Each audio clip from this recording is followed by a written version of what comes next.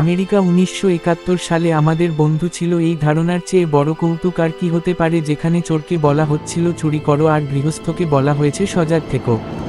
অথচ এই দ্বিমুখী জিওপলিটিক্স এর আসল রূপ উন্মোচনকারী একটি দারুণ বাংলা ডকুমেন্টারি দেখতে এখনই চ্যানেলটি সাবস্ক্রাইব করে লাইক বাটনটি চেপে রাখুন। হোয়াইট হাউস যখন পাকিস্তানের পক্ষে দালালির চূড়ান্ত কার্যক্রম পরিচালনা করছিল, ঠিক তখনই মার্কিন ডিপ স্টেটের এক বড় অংশ গোপনে বাঙালিদের সাহায্য করছিল।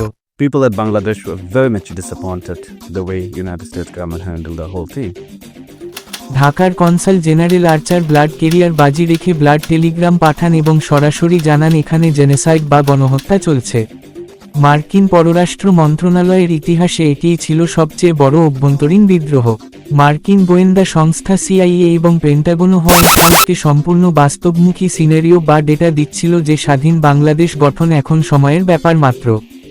আমেরিকার মাটিতে বসেই কূটনৈতিক বিদ্রোহের মাধ্যমে আবুল মাল আব্দুল মুহিত পাকিস্তানের অর্থনৈতিক সাহায্য আটকে দেন এবং ডক্টর মুহাম্মদ ইউনুস ও প্রবাসী বাঙালি ছাত্ররা বিশ্ববিদ্যালয়গুলোতে ফান্ড ও বিশ্বব্যাপী জনমত তৈরি করেন।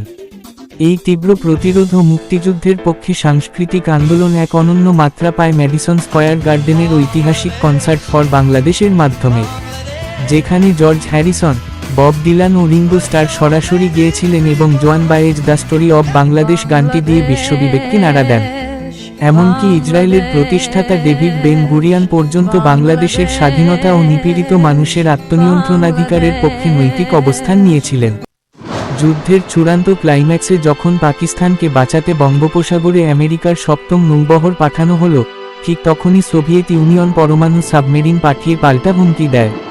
পরাশক্তিদের এই চরম উত্তেজনার মাঝেই বীর মুক্তিসেনাদের রক্ত আর সাধারণ মানুষের আত্মত্যাগের আবেগে অর্জিত হয় আমাদের ঐতিহাসিক বিজয়।